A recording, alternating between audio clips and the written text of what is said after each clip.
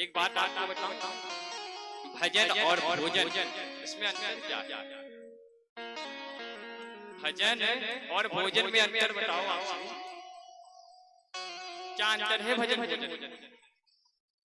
भजन भोजन एक क्या है?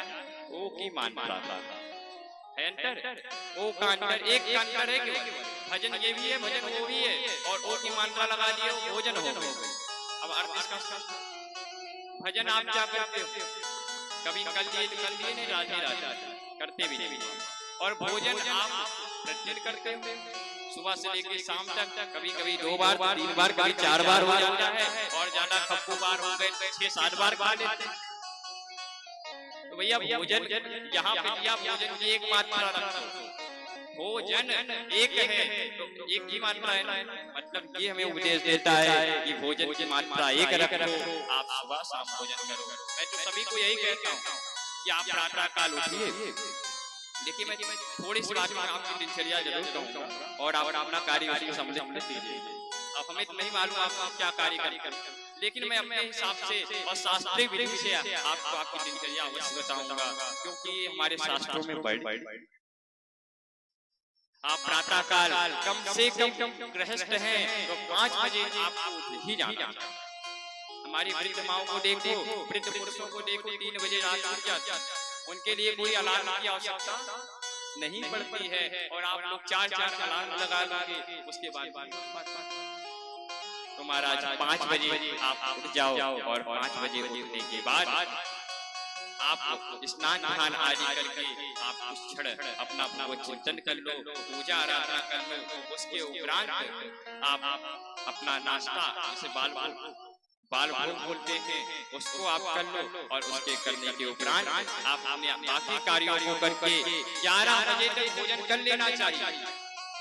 1-2 बजे भोजन करने से, 12 से 1 बजे भोजन करने से प्रेत आवाज है, और लोग करते हैं। जिनको नहीं मालूम, 12 से 1 बजे मध्याह्न काल रहता है, मध्याह्न काल में भोजन कभी ना करना। आप 11 बजे हर हाल में भोजन कर ले, 100 काम छोड़कर स्नान करना चाहिए, और हजारों कार्य छोड़ करके भोजन पाना चाहिए, और लाखों कार्य छोड़ करके हरि चर्चा के भागीदार बनना चाहिए, भजन करना चाहिए, कीर्तन करना चाहिए। आप 11 बजे से पूर्व भोजन कर 11 बजे के बाद भोजन नहीं करना चाहिए, और बाकी आप अपने कार्यों को करते हुए आप दिन में देखिए भैया, सोने का विधान नहीं। लोग दिन में सोते हैं, सोने का दिन में विधान नहीं है। बोले दिन में तो दैत्य के सोते हैं, कौन सोता है? राक्षस। दिन में नहीं सोना चाहिए। अच्छा, दिन में कौन कौन सो सकता है, इसके विषय में विचार करना चाहिए।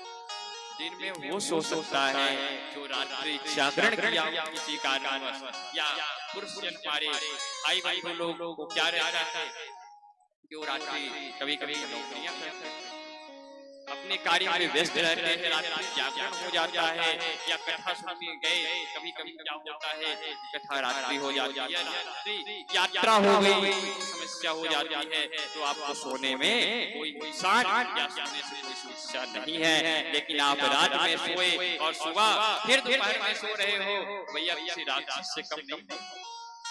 इसलिए मेरी माँ, मानव बनो राक्षस नहीं।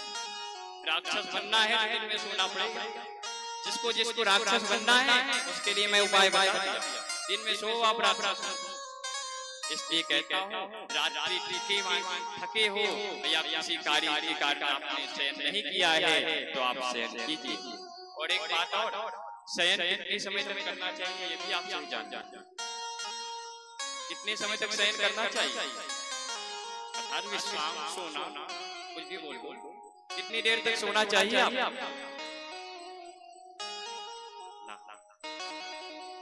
गृहस्थों को प्रतिदिन 7 घंटे सोने का विधान है हमारे शास्त्र, और विद्यार्थियों को 6। आपने यथा उचित कहा, पर हमने गृहस्थों की बात की, तो गृहस्थों को 7 से 8 ना होने पाए, 7 घंटे गृहस्थों को सोने का विधान है, और 6 घंटे से ज्यादा विद्यार्थियों को नहीं सोना चाहिए। आजकल के विद्यार्थी इधर 7 बजे सोए उधर उठ रहे हैं 9 बजे 10 बजे। तो महाराज ऐसा मत सो, 4 दिन की जिंदगानी है और कुछ करने आए हो उसे करके जाओ। आप सभी जिंदगी मत बर्बाद करो, कुछ ही समय की आपकी जिंदगानी।